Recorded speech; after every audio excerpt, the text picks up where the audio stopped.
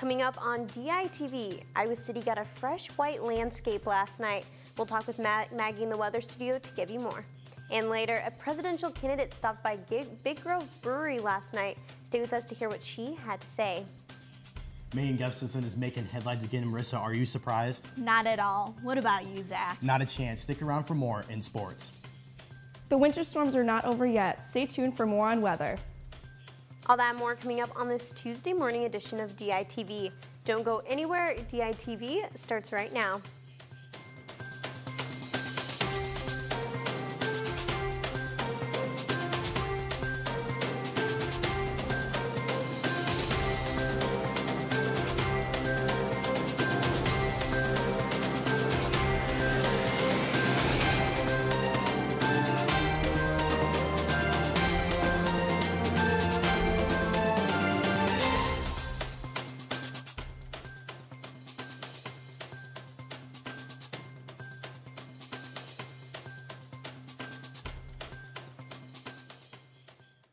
Good morning and thank you for tuning in. I'm Mackenzie Cooper. Well, it looks like we just can't get out of the snowy weather. Iowa City got hit with another snowstorm, and I think we're all ready for spring to come. Let's hear from Maggie in the weather studio about the snow that came last night. Maggie? That's right, Mackenzie. Last night, Iowa City got around 7 inches of snow. It started in the afternoon and continued to accumulate throughout the evening, and road conditions were a little hazardous as people tried to make their way from home to work this morning, and there are multiple schools closed, including those in Iowa City and Solon. Some just canceled activities for last night. I'll tell you more about what this week will look like for weather later in the show. Mackenzie, back to you. Thanks, Maggie. An agreement has been reached by congressional negotiators to avoid a government shutdown at the end of this week. Lawmakers are trying to find a common ground for an agreement on border security that will pass in both chambers of Congress. They needed to find an agreement by Friday for President Donald Trump to sign in order to prevent another partial government shutdown. The deadline comes after the longest shutdown in United States government history. There's no indication on what way the agreement is leaning. Another presidential candidate stopped by Iowa City last night. DITV reporter Declan Levy tells us more about Hawaiian Congresswoman Tulsi Gabbard. Hawaiian Congresswoman Tulsi Gabbard made her way to Iowa City Monday night to talk about her race for the 2020 presidency. The event, which was held at the Big Grove Tap Room, gave Gabbard a chance to meet Iowans and talk about the peace and love that will be centered around her campaign. Aloha for us in Hawaii is a word that means so much more than hello and goodbye. When I greet you with aloha, when we greet each other with aloha, what we're really saying is, I love you, I respect you. This love and respect that gets beyond and transcends any of the things that people tend to use to divide us. Whether it be the color of our skin, who we love, how we worship, how much money we make. The things that people in positions of power often use to tear us apart. Gabbard centered her speech around unity and respect for one another, and many believe the most attractive angle of her campaign is her care for the people. I think she's the perfect candidate because she's got the courage to stand up to the people that are corrupting our country. She's not afraid to take anyone on, and there's no other politician in this country that stands for the people like she does. Gabbard just might be the most progressive candidate in the race, and what will she bring to the White House? Integrity. Restoring the honor, the integrity, and the respect that the presidency deserves and that we deserve. We, the people. Amen. Reporting from the Big Grove Tap Room, Declan Levy, DITV. Private booksellers and lawmakers are supporting a legislation that would eliminate sales tax from textbooks. The University of Iowa Hawk Shop stopped collecting sales tax in 2017. This came after a UI student government resolution calling for tax exemption on course materials. Private booksellers think the bill's language should include tax exemption for textbooks regardless of where they are sold. Last year, lawmakers introduced a similar measure of eliminating sales tax regardless of the vendor. Java House in downtown Iowa City is creating new forms of entertainment to reach different types of customers, including a podcast. The podcast is called Half Calf and is a lighthearted, coffee-themed show where listeners get a taste of life as a barista. The two hosts of the show are students at the University of Iowa, and they hope the podcast gives the audience a break from in the middle of a stressful day. The podcast is recorded live every Sunday at the Java House downtown and is posted to SoundCloud on Monday morning.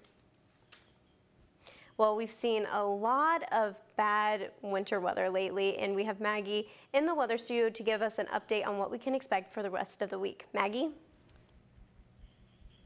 Thanks, Mackenzie. It's not quite over yet.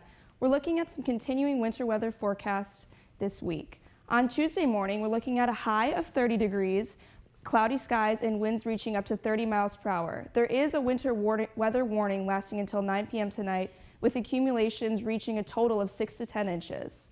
Moving on to Tuesday evening, we have a low of 7 degrees with cloudy skies. Wind gusts may be as high as 45 miles per hour into the night, so make sure you bundle up if you're planning on heading outside, and be prepared for hazardous travel conditions. Now on to the extended forecast. On Wednesday, we have a high of 25 and a low of 20 with mostly cloudy skies. On to Thursday, the winter weather will be returning with a high in the 30s and a low of 10 degrees. A wintry mix will be moving in during the late afternoon, continuing into the early evening.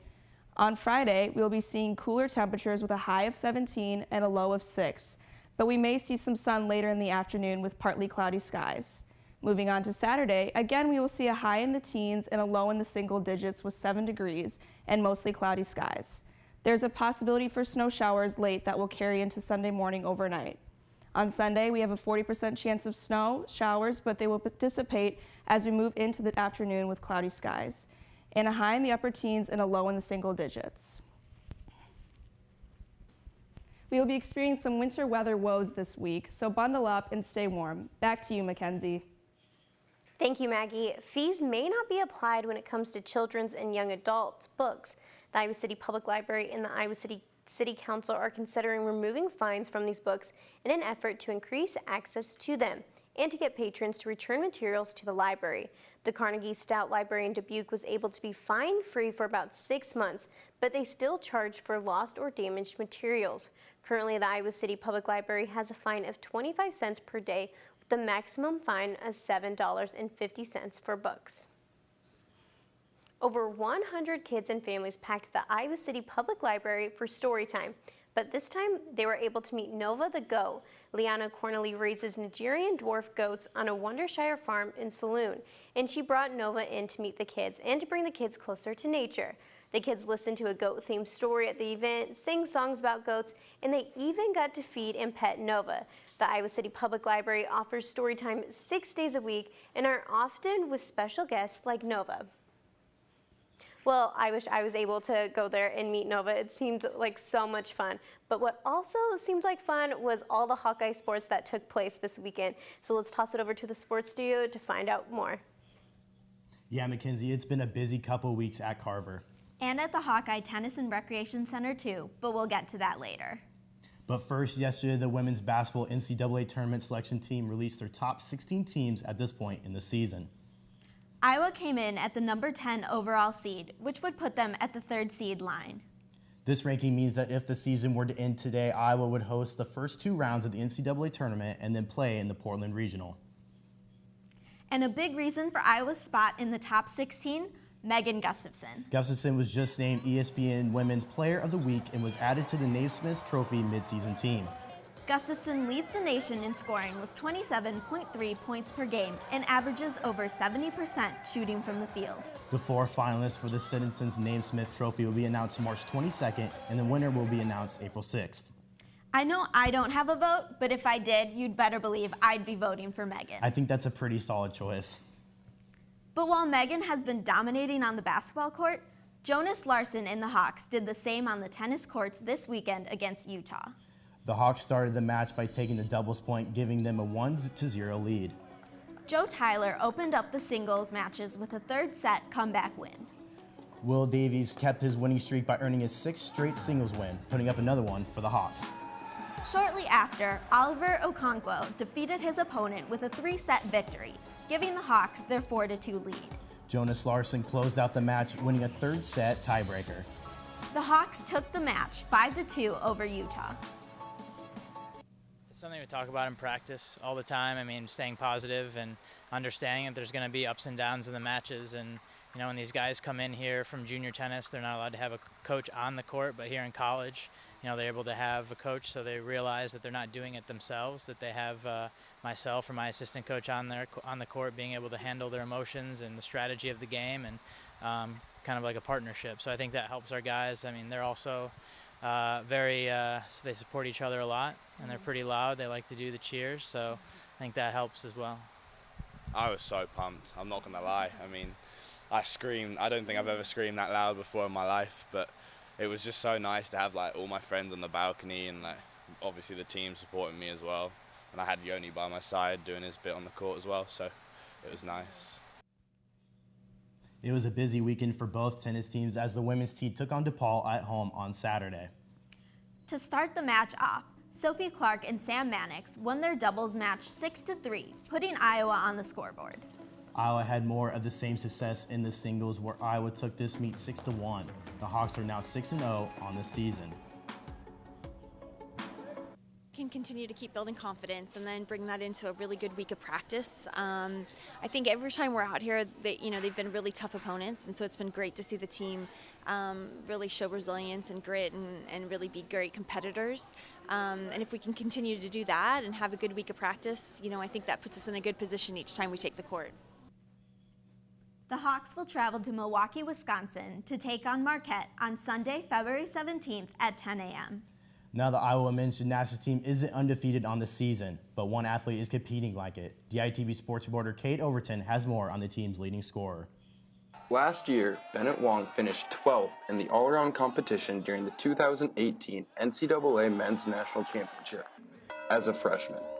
3 weeks into his sophomore campaign, Wong shows no sign of slowing down, as he has been consistently at the top for the Hawkeyes. He might only have 1 year of college experience under his belt, but Wong has a lot of people counting on him. And he needs to step in and be super solid on 6 events when we get to the 5-up-5 count and be the leading guy on everything he's doing. And sometimes he can get a little loud. It's great to stick a ball anytime, or stick any landing for that matter of fact. So, it's just great to see your hard work pay off. Next up for Wong, a flight to Las Vegas to compete this weekend in the 2019 Winter Cup. Bennett Huang, Jake Bertuzan, and Evan Davis get to go, and it's an invitation from the U.S. Nationals from last summer, and they qualified in. They get to do this. It's an individual sort of prestigious thing for them to go do. Reporting from Carver Hawkeye Arena, this has been Kate Overton, DITV Sports. Noang suffered a slight injury against Oklahoma on Saturday, but should be good to go this upcoming weekend for the Winter Cup meet. But come back tomorrow for a look at one duals sport athlete at Iowa. Mackenzie, we're tossing it back to you. Are you still bitter about your ex? Well, this texting suit will allow you to name a cockroach after your ex. Then they will feed it to a meerkat on Valentine's Day. The El Paso Zoo posted on their Facebook page that they were accepting names for this. But the campaign became so popular that they had to stop taking names for the cockroaches. The zoo will live stream as they feed the roaches to the meerkats on Valentine's Day. Well, I guess that's one way to spend Thursday.